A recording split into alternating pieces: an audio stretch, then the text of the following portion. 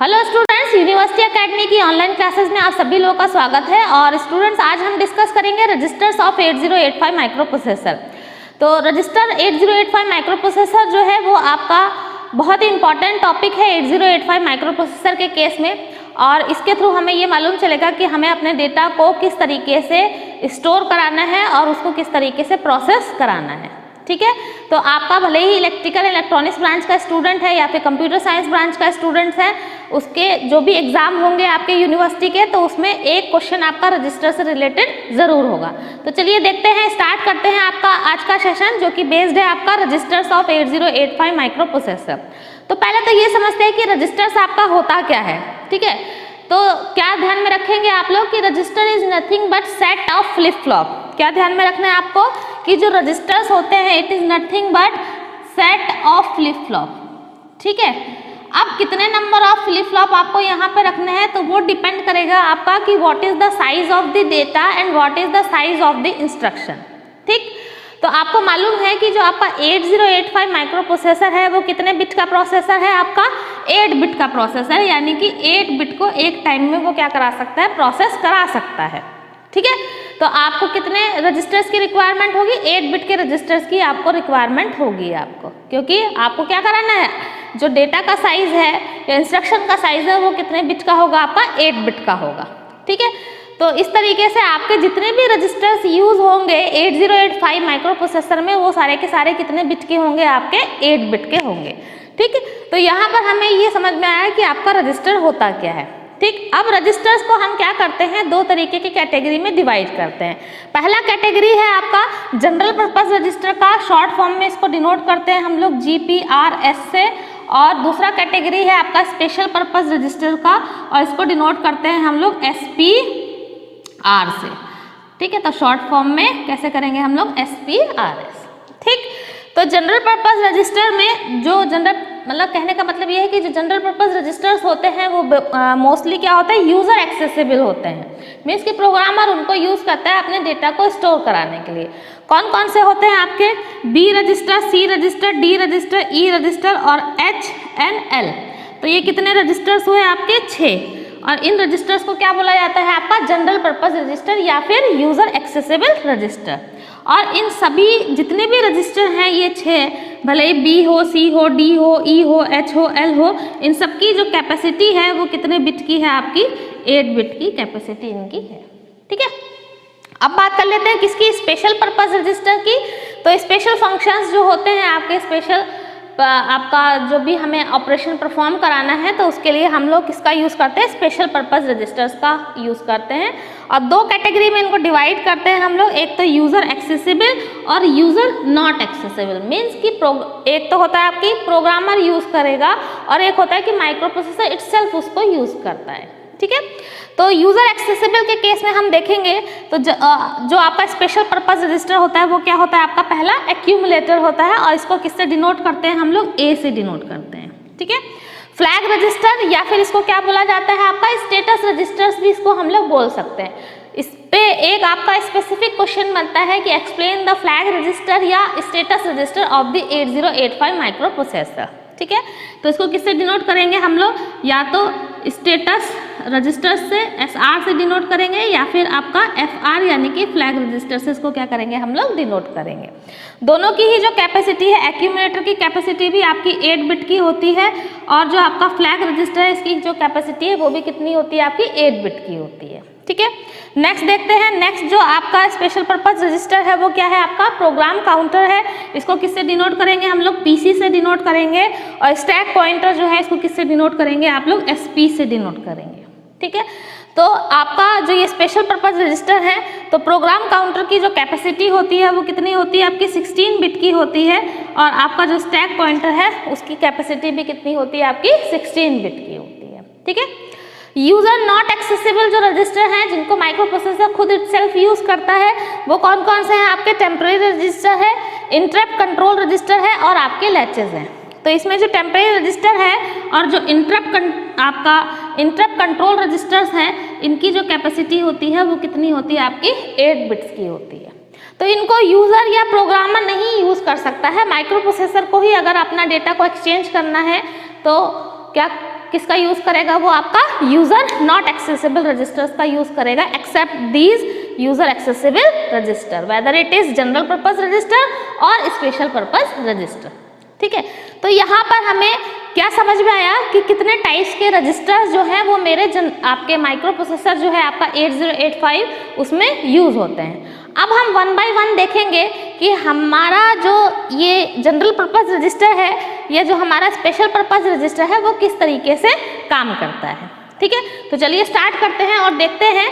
सबसे पहले हम बात कर लेते हैं किसकी, अपनी एक्यूमुलेटर की और अपने फ्लैग रजिस्टर्स की बात करते हैं। ठीक है, तो एक्यूमुलेटर देखिए स्टूडेंट कि जो आपका एक्यूमुलेटर है उसको किससे डिनोट करेंगे। पहली चीज तो क्या ध्यान में रखना है कि जो मेरा एक्यूमुलेटर है उसको मैं किससे डिनोट करूंगी, अपना ए से डिनोट करूंगी।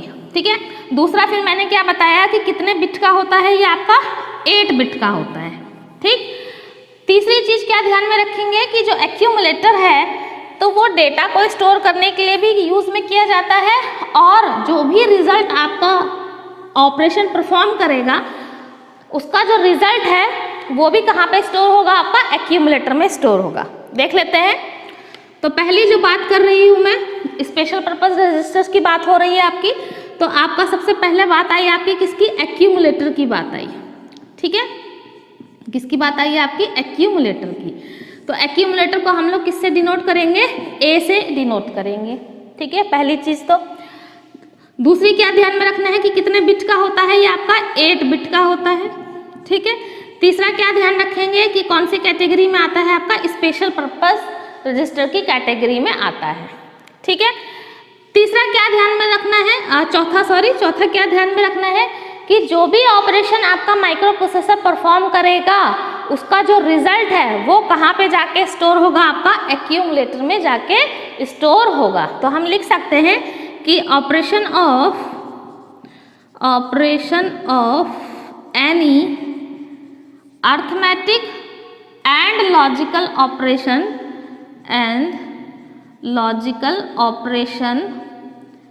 Result will store in accumulator। ठीक है, बात आ रही समझ में कि जो भी ऑपरेशन आपका परफॉर्म होगा, weather it is arithmetic operation और लॉजिकल ऑपरेशन, वो सारा का सारा कहाँ पे स्टोर होगा, आपका जाके एक्यूमुलेटर में स्टोर होगा। ठीक है, दूसरा नेक्स्ट क्या ध्यान में रखना है, जैसे एक एग्जाम्पल लेती हूँ मैं। सपोज दैट आपके पास लिखा हुआ है ऐड ADD B लिखा हुआ है। ठीक है, तो ऐड B का मतलब क्या है आपका कि आपको ऐड कराना है A के कंटेंट को B के कंटेंट के साथ में और result will be store in A। तो आपको यहाँ से क्या समझ में आ रहा है कि जो आप अपना कोई भी डेटा है या कोई भी नंबर है तो उसको भी हम कहाँ पे स्टोर करा सकते हैं, अपना एक्यूमुलेटर में स्टोर करा सकते हैं, जिसको अनदर रजिस्टर के डेटा के साथ ऐड करा करके हम उसका रिजल्ट कहाँ पे स्टोर कराएंगे, अपने एक्यूमुलेटर में स्टोर कराएंगे। ठीक है, तो ये जो सारे फंक्शंस थे वो सब किसके थे, आपके एक्यूमुलेटर के थे। बात आ रही समझ में। अब देख लेते हैं हम अपना स्पेशल पर्पज रजिस्टर या फिर हम फ्लैग रजिस्टर्स की बात कर लेते हैं। तो फ्लैग रजिस्टर्स की अगर बात की जाए तो यहाँ पर जो भी रिजल्ट आपका आएगा, कहाँ पर, जो भी रिजल्ट आपका एक्यूमुलेटर में आपका शो होगा या आपका स्टोर होगा, तो उसके बिहाफ पे जो भी आपका स्टेटस शो करेगा वो किसके थ्रू शो होगा, आपका स्टेटस रजिस्टर या फ्लैग रजिस्टर के थ्रू शो होगा। ठीक है, मैं कहने का मतलब यह है कि आपका जो रजिस्टर है वो आपका क्या होगा, सेट होगा या रीसेट होगा। स्टेटस हमें बेसिकली बताना है तो वो किसके थ्रू पता चलता है, आपका स्टेटस रजिस्टर्स के थ्रू पता चलता है। ठीक है, तो ये आपका एक स्पेसिफिक अलग से ही आपका क्वेश्चन बन जाता है कि एक्सप्लेन द फ्लैग रजिस्टर या status register of the 8085 micro processor. ठीक है, तो यहाँ पे फ्लैग रजिस्टर या फिर मैं क्या नाम लिख देती हूँ इसका, स्टेटस रजिस्टर। तो जो भी आपका रिजल्ट आया है उसके बिहाफ पे ये क्या करता है, अपना स्टेटस शो करता है। ठीक है, तो स्टेटस रजिस्टर या फ्लैग रजिस्टर की बात की जाए तो इसको में भी ध्यान रखना है आपको कि कितने बिट का होता है। ये आपका 8 बिट का रजिस्टर होता है आपका। ठीक है, जिसमें से 8 बिट में से 5 बिट्स जो हैं वो आपकी क्या होती हैं, यूज्ड होती हैं। ठीक है, 5 bits are used and 3 bit are not used।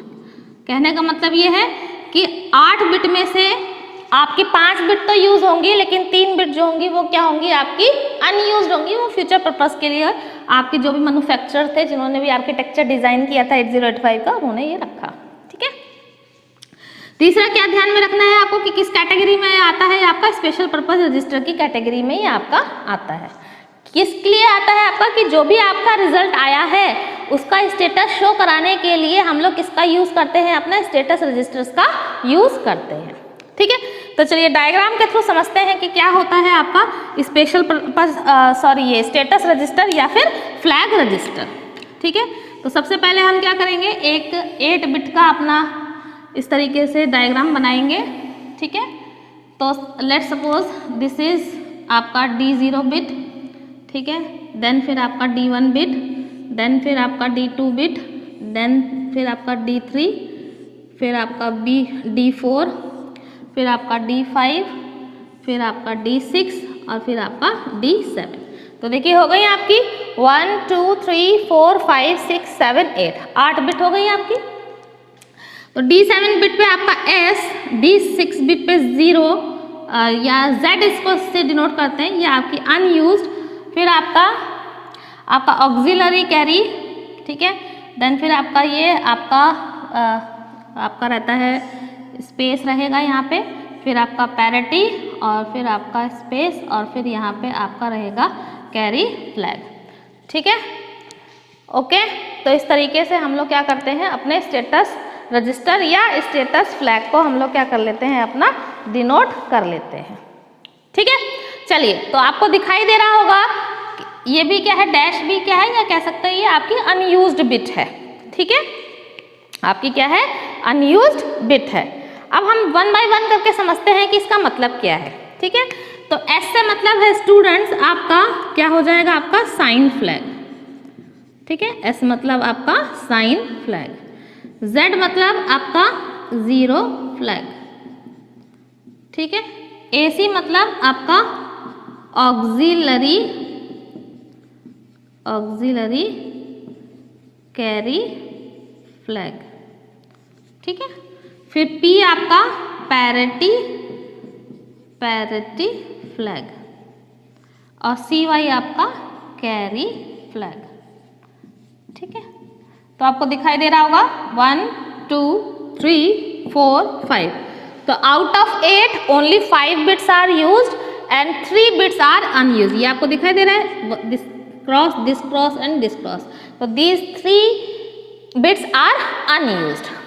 अरे बस वजह। अब देखते हैं कि हमारा जो साइन फ्लैग है या आपका 0 फ्लैग है या ऑक्सिलरी कैरी फ्लैग है, वो किस तरीके से हमारे स्टेटस को, जो भी हमारा रिजल्ट आया है उसके बिहाफ पे किस तरीके से हमारा जो रिजल्ट है वो आपका शो कराएगा। ठीक है।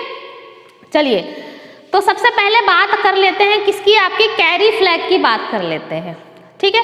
तो कैरी फ्लैग का मतलब ये है आपका कि आपका जो भी रिजल्ट आया है वो अगर 8 बिट से ज़्यादा आएगा तब उस केस में आपकी कैरी जनरेट होगी, अदरवाइज आपकी कैरी जनरेट नहीं होगी। ठीक। कहने का मतलब ये है, जैसे सपोज दैट अगर मैं ले लेती हूँ आपके पास एग्जाम्पल मैंने लिया कि मान लीजिए आपके पास जैसे एग्जाम्पल मैंने ले लेती हूँ 81H ले लिया मैंने, और यहाँ पर मैं ले लेती हूँ आपके पास ये भी मैंने क्या ले लिया 80 ले लिया, लेट्स सपोज दैट। ठीक है। तो 8 की बाइनरी लिखिए, 8 की बाइनरी क्या होगी 1 0 0 0 और ये 1 की कितना होगा आपका 0 0 0 1, फिर से 8 की 1 0 0 0 और 0 की 0 0 0 0। तो इनको अगर मैंने ऐड कराया, सपोज दैट एडिशन का ऑपरेशन हो रहा है आपका, तो 1 0 0 0 0 0 0। अब देखो 1 1 क्या हुआ आपका 0 हुआ और कैरी आपका गया 1। तो आप देख रहे हो ये 8 बिट तो ये हो गई, ये एक एक्स्ट्रा बिट आ गई MSB साइड में। ठीक है। तो आपको क्या मालूम चल गया कि आपका जो कैरी फ्लैग है, कहने का मतलब ये है कि जो भी आपका एडिशन ऑपरेशन, अर्थमेटिक ऑपरेशन हो या फिर आपका लॉजिकल ऑपरेशन हो, अगर आपका 8 बिट से ज़्यादा का रिजल्ट आया है तब आपका MSB में क्या दिखाएगा, आपको दिखाएगा कैरी जनरेट हो रही है। ठीक है। और अगर कैरी जनरेट हो रही है तब उस केस में आप बोल सकते हो कि ये जो कैरी फ्लैग है वो क्या होगा, सेट होगा। और अगर कैरी आपकी जनरेट नहीं होती है तब उस केस में क्या होगा, आपका रीसेट होगा। तो 1 मतलब क्या है, सेट है, और 0 मतलब आपका जो फ्लैग है वो क्या है, आपका रीसेट है। ठीक है। अगर मान लीजिए जैसे सपोज डेट अगर क्या होता आपका, इसको मैं ले लेती हूँ, सपोज डेट आपका इसको मैं 08 कर देती हूँ, इसको मैं नहीं कर दिया, आपको मान लीजिए कि ये 08 है। ठीक है। अब इसको ऐड कराइए, तो अगर आप इसको ऐड कराते हैं तो ये 0 हो गया और यहाँ पे ये आपका 1 हो गया। अब इसको ऐड कराइए तो देखो क्या मिलेगा, 1 0 0 1 0 0 0 1। तो आप देख रहे हो 80 बिट का रिजल्ट आपको मिल रहा है, कोई कैरी आपकी जनरेट नहीं हो रही है एमएसबी साइड में। तब हम कह सकते हैं कि जो आपका कैरी फ्लैग है वो क्या रहेगा, आपका रीसेट रहेगा। ठीक है। अगली बात कर लेते हैं हम लोग किसकी, पैरिटी फ्लैग की। तो पैरिटी फ्लैग में आप क्या चेक करोगे कि आपके टोटल नंबर ऑफ वंस कितने हैं। आपका जो भी रिजल्ट आया है उस रिजल्ट में टोटल नंबर ऑफ वंस जो हैं वो कितने हैं। ठीक है। चलिए एक एग्जाम्पल से देख लेते हैं हम लोग कि किस तरीके से हम लोग पैरिटी फ्लैग को सॉल्व करेंगे। हमने क्या करा, हमने लेट किया कि आपके पास है 43H और 34H है। ठीक है। इसको मैंने क्या कराया, ऐड कराया। तो पहले मैं 4 की बाइनरी लिखूंगी। 4 की बाइनरी क्या होगी, 0 1 0 0, और 3 की बाइनरी क्या होगी आपकी 0 0 1 1। ठीक है। फिर 3 की बाइनरी लिखिए 0 0 1 1। ठीक है। और 4 की बाइनरी क्या होगी 0 1 0 0। अब इसको ऐड कराइए, तो ऐड अगर कराएंगे तो 1 0 1 1 0 1 0 1 1 0 0 0 0 1 1 0 1 1 1 0 0 और 0 यहाँ पे भी 1 आएगा और 0 0 0। ठीक है। तब इस केस में देखिए कैरी जनरेट नहीं हुई है तो कैरी फ्लैग क्या हो जाएगा, आपका रीसेट हो जाएगा। अब हम बात कर रहे हैं किसकी, पैरिटी फ्लैग की। तो यहाँ पे नंबर ऑफ वंस काउंट करिए आप, 1 2 3 4 5 6। तो आपको क्या दिखाई दे रहा है, आपको इवन नंबर दिखाई दिया। 6 जो है वो क्या है, आपका इवन नंबर है। तो अगर आपका जो रिजल्ट आया है जब आपने अर्थमेटिकल या लॉजिकल ऑपरेशन परफॉर्म कराया अपने माइक्रो प्रोसेसर के थ्रू, और जो भी रिजल्ट आया है उसमें नंबर ऑफ वंस अगर आप काउंट करते हैं तो उनकी वैल्यू अगर इवन है तब आपका पैरिटी फ्लैग जो है वो क्या होगा, आपका सेट होगा। पैरिटी फ्लैग इवन के केस में क्या होगा, आपका सेट होगा, या कह सकते हैं कितना वैल्यू शो कराएगा, आपका 1 वैल्यू शो कराएगा। और अगर नंबर ऑफ वंस जो है वो कितना है, आपका ऑड है, तब उस केस में पैरिटी फ्लैग की वैल्यू क्या होगी, रीसेट होगी, या कह सकते हैं उसकी वैल्यू क्या होगी, आपकी 0 होगी। ठीक है। अब बात कर लेते हैं किसकी, ऑक्सिलरी कैरी फ्लैग की बात कर लेते हैं। तो ऑक्सिलरी कैरी के फ्लैग के केस में आप ध्यान रखेंगे कि अगर आपकी कैरी जनरेट हो रही है फ्रॉम D3 टू D4 तब उस केस में ऑक्सिलरी कैरी फ्लैग क्या होगा, आपका सेट होगा, अदरवाइज क्या होगा, आपका रीसेट होगा। कैसे देख लेते हैं। यहाँ पे मान लीजिए ये देखिए D0 बिट है, D1 D2, और यहाँ पे मैंने मान लिया कि यहाँ पे सपोज डेट अगर आपका क्या होता है 1 1 होता है आपका। ठीक है। तो आप देखो 1 1 को अगर ऐड करोगे तो 0 और कैरी जाएगा आपका 1। तो आप देख पा रहे हो कि D3 से आपका D4 में कैरी जनरेट हुई, तब उस केस में ऑक्सिलरी कैरी फ्लैग आपका सेट होगा, अदरवाइज वो क्या होगा, आपका रीसेट होगा। तो इस केस में हम लिख सकते हैं कि if carry is generated from D3 to D4 then auxiliary carry flag is set यानी कि 1। और अगर आपकी कैरी जनरेट नहीं होती है D3 to D4 तब उस केस में AC जो है यानी कि ऑक्सिलरी कैरी फ्लैग जो है वो क्या रहेगा, आपका रीसेट रहेगा, या कह सकते हो उसकी वैल्यू क्या रहेगी, 0 रहेगी। ठीक है। अब आगे बात कर लेते हैं किसकी, अपनी 0 फ्लैग की बात कर लेते हैं। तो 0 फ्लैग के केस में आपको क्या ध्यान में रखना है कि जो भी आप अर्थमेटिकल या लॉजिकल ऑपरेशन परफॉर्म कराते हो और रिजल्ट क्या आया आपका 0 0 आया। जैसे सपोज दैट अगर मैंने क्या करा, 2 नंबर को ऐड कराया और उन दोनों का जो रिजल्ट आया है वो कितना आया है, 0 0 आया है, तब उस केस में हम कह सकते हैं कि आपका जो 0 फ्लैग है वो क्या होगा, आपका सेट होगा, अदरवाइज वो क्या होगा, आपका रीसेट होगा। फिर से सुन लीजिए, जीरो फ्लैग के केस में क्या होगा, अगर आपका अर्थमेटिकल या लॉजिकल ऑपरेशन अगर आपका क्या आता है, जीरो आता है, तब उस केस में हमारा जीरो फ्लैग क्या होगा, सेट होगा, अदरवाइज वो क्या होगा, आपका रीसेट होगा। क्लियर। अब बात कर लेते हैं किसकी, साइन फ्लैग की बात कर लेते हैं। तो साइन फ्लैग के केस में आप D7 बिट को चेक करेंगे, ठीक है। तो D7 बिट पे जैसे मान लीजिए आपका यहाँ पे चेक करो, देखो D7 बिट पे क्या दिखा रहा है, जीरो दिखा रहा है। तो इसका ये जो आपका साइन फ्लैग है, इसकी वैल्यू क्या हो जाएगी, जीरो हो जाएगी। मीन्स कि वो चीज़ वही का वही कॉपी कर देता है, और जीरो का मतलब आपको पता ही है कि इसकी वैल्यू क्या हो जाती है, रीसेट हो जाती है। तो क्या ध्यान में रखना है, एक चीज़ कभी कभी कॉम्पिटिटिव एग्जाम में पूछ लेता है कि अगर साइन फ्लैग की वैल्यू जीरो है तो आपका नंबर जो है वो पॉजिटिव होगा कि निगेटिव होगा। तो आपको ध्यान में रखना है कि अगर साइन फ्लैग की वैल्यू जीरो आती है तब उस केस में नंबर जो है वो क्या होगा, आपका पॉजिटिव होगा, ठीक है। अब मान लीजिए जैसे सपोज दैट आपके पास आंसर आया 1000 और आपका 0001, कोई अर्थमेटिकल या लॉजिकल ऑपरेशन आपने परफॉर्म कराया, तो यहाँ पे देखो D7 बिट पे आपको जो रिजल्ट मिल रहा है वो क्या मिल रहा है, 1 मिल रहा है। तो यही कॉपी हो जाएगा आपका साइन फ्लैग में, और साइन फ्लैग की जो वैल्यू है वो क्या हो जाएगी, आपकी 1 हो जाएगी। और 1 से मतलब क्या है, इसका वैल्यू क्या हो जाएगा, सेट हो जाएगा। और सेट होने का मतलब कि वो कौन सा नंबर होगा, आपका निगेटिव नंबर आपका होगा। बात आ रही है समझ में। साइन फ्लैग के केस में क्या ध्यान में रखना है कि अगर D7 बिट पे जीरो होगा तो साइन फ्लैग उसी को ही कॉपी कर लेता है, यानी कि साइन फ्लैग की वैल्यू क्या होगी, रीसेट होगी। रीसेट होगी तो आपका नंबर क्या होगा, पॉजिटिव होगा। ओके। अगर आपका D7 बिट पे क्या आता है, 1 आता है, तो साइन फ्लैग उसको कॉपी कर लेगा, यानी कि साइन फ्लैग की वैल्यू भी क्या हो जाएगी, 1 हो जाएगी। और 1 हो गई, इट मीन्स कि वो फ्लैग क्या हो गया, सेट हो गया। और अगर सेट हो गया तो नंबर जो है वो क्या रहेगा, आपका निगेटिव रहेगा, ठीक है। तो this is all about flag register. अब यहाँ पे एक और इम्पॉर्टेंट आपका क्वेश्चन बन जाता है, जो कि है आपका किस पे बेस्ड, इस पे मैं इसको रब करती हूँ। आपके 2 नंबर का क्वेश्चन वो बनता है PSW, क्या बनता है आपका PSW, ठीक है। तो PSW को स्टूडेंट ध्यान में रखेंगे कि PSW जो होता है उसको हम लोग बोलते हैं प्रोग्राम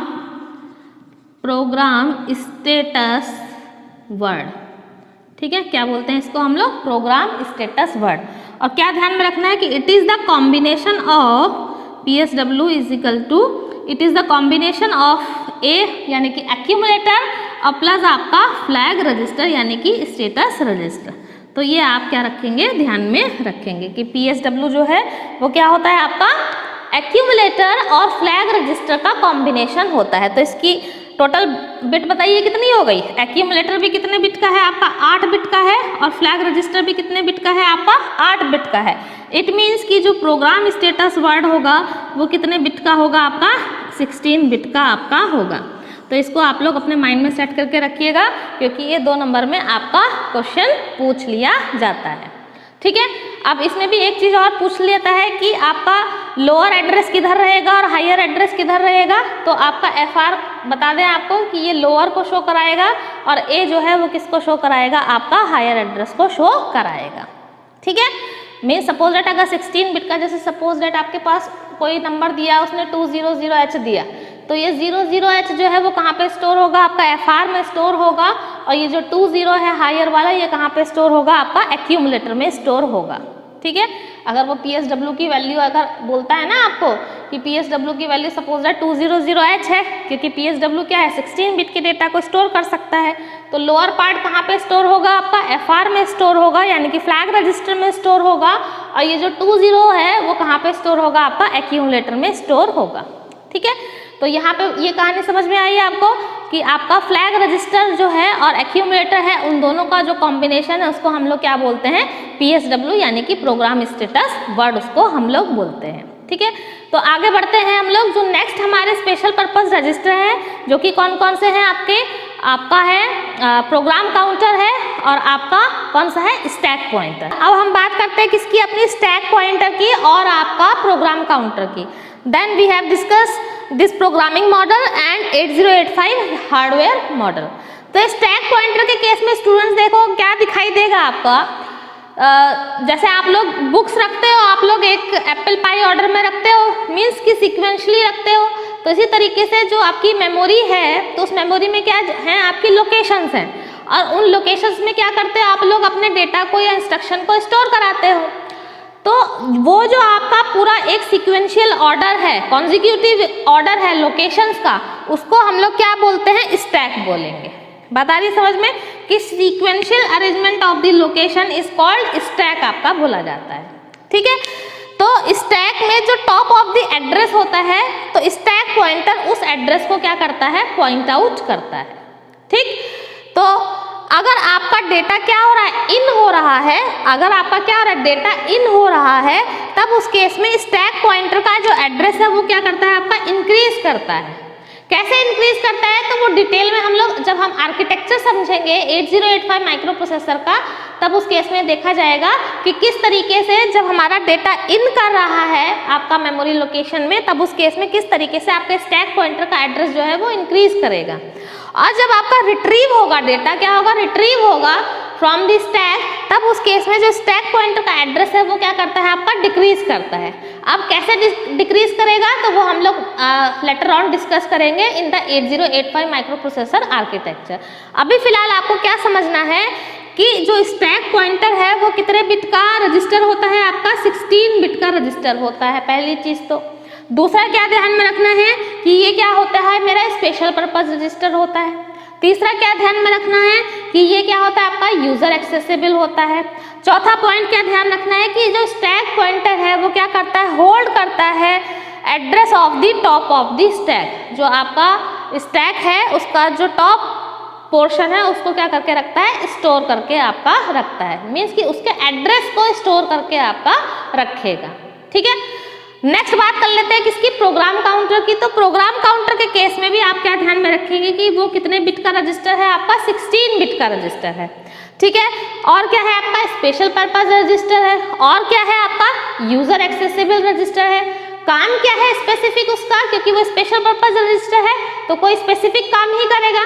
तो प्रोग्राम काउंटर का स्पेसिफिक काम क्या है कि आपकी जो भी नेक्स्ट इंस्ट्रक्शन एग्जीक्यूट होने वाली है उसके एड्रेस को होल्ड करके रखेगा। आ रही है बात समझ में। लेट्स सपोज कोई प्रोग्राम आपका चल रहा है, तो आपकी मान लीजिए ऐड बी इंस्ट्रक्शन आपकी एग्जीक्यूट हो गई, उसके बाद वाली इंस्ट्रक्शन जो भी है, तो वो इंस्ट्रक्शन जिस भी लोकेशन पे स्टोर हो रखी होगी उस लोकेशन का जो एड्रेस है वो कौन स्टोर करके रखेगा, आपका प्रोग्राम काउंटर स्टोर करके रखेगा। किस तरीके से ये प्रोसेसिंग होती है वो हम लोग लेटर ऑन आर्किटेक्चर में समझेंगे। ठीक है, अभी फिलहाल क्या ध्यान में रखना है आपको कि प्रोग्राम काउंटर जो है वो कितने बिट का होता है, 16 बिट का होता है, यूजर एक्सेसिबल होता है, और कौन सा होता है, आपका स्पेशल पर्पस रजिस्टर होता है। और क्या काम करता है, जो भी हमारी नेक्स्ट एग्जीक्यूटिव इंस्ट्रक्शन होती है उसके एड्रेस को होल्ड करके रखता है। तो यहाँ पे मैंने मेंशन कर दिया है कि hold the address of next executive instruction. ठीक है, अब नेक्स्ट ये देख लेते हैं हमारे पास जो कौन से थे, जो हमारा जो 6 जनरल पर्पस रजिस्टर थे। अब वो 6 जनरल पर्पस रजिस्टर कौन कौन से थे, तो ध्यान में रखिएगा कौन कौन से थे। आपका बी रजिस्टर था, सी रजिस्टर था, डी रजिस्टर था, ई था, एच था और आपका एल था। तो ये जो 6 हैं वो क्या होते हैं, 6 जनरल पर्पस रजिस्टर होते हैं, और each resistor capacity has 8 bit. कहने का मतलब क्या हुआ कि इंडिविजुअली ये जो आपके 6 जनरल पर्पस रजिस्टर हैं इनकी कैपेसिटी कितनी है, 8 बिट की है, यानी कि 8 बिट के डेटा को स्टोर ये करा सकते हैं। और अगर हमें क्या करना है, as a register pair in general purpose register को स्टोर कराना है, मीन्स कहने का ये है कि मान लीजिए आपको 16 बिट के डेटा को स्टोर कराना है, तब हम इन रजिस्टर्स को, जो हमारे 6 जनरल पर्पस रजिस्टर हैं, उनको हम लोग एज ए रजिस्टर पेयर के तरीके से यूज़ करेंगे। और फॉर्मेशन क्या रहेगा आपका, सपोज इस तरीके से रखेंगे हम लोग उसको कि BC रजिस्टर पेयर, आपका DE रजिस्टर पेयर और आपका HL रजिस्टर पेयर। जिसमें S जो है वो लोअर डेटा को स्टोर करेगा और जो B है वो हायर डेटा को स्टोर करेगा। सिमिलरली E जो है वो लोअर डेटा को स्टोर करेगा और D जो है वो क्या करेगा, आपका हायर डेटा को स्टोर करेगा। L जो है वो आपका लोअर डेटा को स्टोर करेगा और H जो है वो किसको स्टोर करेगा, आपका हायर डेटा को स्टोर करेगा। तो इस तरीके से हम लोग ये 6 जनरल पर्पस रजिस्टर का यूज़ अपना करते हैं। यहाँ पे ये मैंने बता ही दिया था आपको कि जो आपका ये FC, इसको FR कर लीजिए, आपका एक्यूमुलेटर और फ्लैग रजिस्टर का कॉम्बिनेशन होता है और इस कॉम्बिनेशन को हम लोग क्या बोलते हैं, प्रोग्राम स्टेटस वर्ड हम इसको बोलते हैं। ठीक है, तो इस तरीके से ये जो पूरा आपका बना, यहाँ पे जो बना हुआ है प्रोग्रामिंग मॉडल, तो आपका जो क्वेश्चन बनता है, जो आपकी यूनिवर्सिटी है KTU यूनिवर्सिटी, तो उसमें एक क्वेश्चन आता है कि explain the programming model of the 8085 micro processor. तब उस केस में स्टूडेंट्स जो है वो क्या हो जाते हैं, होपलेस हो जाते हैं कि प्रोग्रामिंग मॉडल में क्या बना है। तो प्रोग्रामिंग मॉडल कुछ नहीं है, क्या करना है आपको, इस तरीके से एक ब्लॉक बनाना है, उस ब्लॉक में सारे रजिस्टर्स वहाँ पे डिफाइन कर देने हैं। कौन कौन से रजिस्टर, आपके जनरल पर्पस रजिस्टर और आपके स्पेशल पर्पस रजिस्टर। अब किस तरीके से हम एड्रेस को आइडेंटिफाई करेंगे, अपने डेटा को सेंड करेंगे, तो वो हम किसके थ्रू करते हैं, अपना एड्रेस बस के थ्रू करते हैं और डेटा बस के थ्रू करते हैं। तो इसीलिए मैंने इस प्रोग्रामिंग मॉडल में देखिए क्या बना दी है, अपनी एड्रेस बस बना दी है और क्या बना दी है, आपकी डेटा बस बना दी है। अब एड्रेस बस मुझे पता है कितने बिट की होती है, 16 बिट की होती है, तो 16 लाइन्स हो गई आपकी 16 बिट को कैरी कराने के लिए, और उसका डायरेक्शन क्या होता है, आपका यूनिडायरेक्शनल होता है। सेम एज डेटा बस कितनी होती है, 8 बिट की होती है या 8 लाइन्स लिख सकते हो आप, और इसकी डायरेक्शन क्या होती है, आपकी बाय डायरेक्शनल होती है। और इस प्रोग्रामिंग मॉडल में जो हमारे यूजर एक्सेसिबल रजिस्टर्स थे, जनरल पर्पस और स्पेशल पर्पस रजिस्टर, वो मैंने सब यहाँ पर डिनोट कर दिए। जैसे कि एक्यूमुलेटर है, A डिनोट्स फॉर एक्यूमुलेटर, आपका फ्लैग रजिस्टर, आपका B register, C register, D, E, H, L stack pointer और प्रोग्राम काउंटर। ठीक है, तो अगर आपको पास आता है कि explain the programming model of the 8085 micro processor, तो आपको ये जो पूरी कहानी समझाई गई है रजिस्टर्स की, वो सब की सब आपको डिफाइन कर देनी है। सिमिलरली अगर आपसे पूछ लेता है कि 8085 हार्डवेयर मॉडल पूछ लेता है, तो आप डायग्राम कुछ इस तरीके से बनाएंगे। तो इस डायग्राम में क्या दिखाई दे रहा है कि 2 पार्ट में ये डिवाइडेड है। पहले पार्ट में आपका क्या है कि एक्यूमुलेटर है, आपका अर्थमेटिकल लॉजिकल यूनिट है, फ्लैग्स है, इंस्ट्रक्शन डिकोडर है, टाइमिंग एंड कंट्रोल यूनिट है, मेमोरी रजिस्टर पॉइंटर कौन से होंगे आपके, जो आपका स्टैक पॉइंटर है और जो आपका क्या है, आपका प्रोग्राम काउंटर है। रजिस्टर एरेज में ये आपके 6 जनरल पर्पस रजिस्टर आ जाएंगे और यहाँ पे वो मैंने बस जो है मेरी एड्रेस बस, डेटा बस और कंट्रोल बस दिखा दी है। तो इस तरीके से भी आप अपना जो भी रजिस्टर्स का पोर्शन है उसको आप अपना लिख सकते हैं, वहाँ पे एक्सप्लेन कर सकते हैं ईच एंड एवरी रजिस्टर को, weather it is general purpose register और स्पेशल पर्पस रजिस्टर। तो कहने का मतलब ये है कि अगर आपके पास रजिस्टर से रिलेटेड क्वेश्चन किसी भी तरीके से घुमा फिरा के अगर AKTU वाले पूछ लेते हैं, तो आपको क्या करना है, ये सारी चीज़ें वहाँ पे एक्सप्लेन कर देनी है। सबसे पहले रजिस्टर को डिफाइन करेंगे, फिर उसके बाद उसको बताएंगे कि वो 2 तरीके के होते हैं, फिर उसके बाद उस कैटेगरी में जा करके ये आप अपने डायग्राम बना दीजिए और फिर 1 बाय 1 करके ईच एंड एवरी रजिस्टर को वहाँ पर एक्सप्लेन कर दीजिए। ठीक है, तो hope you will enjoy this video. अगर आप लोगों को वीडियो पसंद आया है तो वीडियो को लाइक करना बिल्कुल नहीं भूलें, सब्सक्राइब करिए और अपने फ्रेंड्स लोगों के साथ शेयर भी करिए। दूसरी इंपॉर्टेंट चीज़ कि अगर आप लोगों को हैंड रिटन नोट्स चाहिए माइक्रो प्रोसेसर के, तो आप लोगों को इसी वीडियो के नीचे डिस्क्रिप्शन बॉक्स में लिंक दिया जाएगा, वहाँ पर जाकर के आप हैंड रिटन नोट्स डाउनलोड कर सकते हैं माइक्रो प्रोसेसर के। ओके, तो मिलते हैं फिर नेक्स्ट लेक्चर में। Thank you so very much.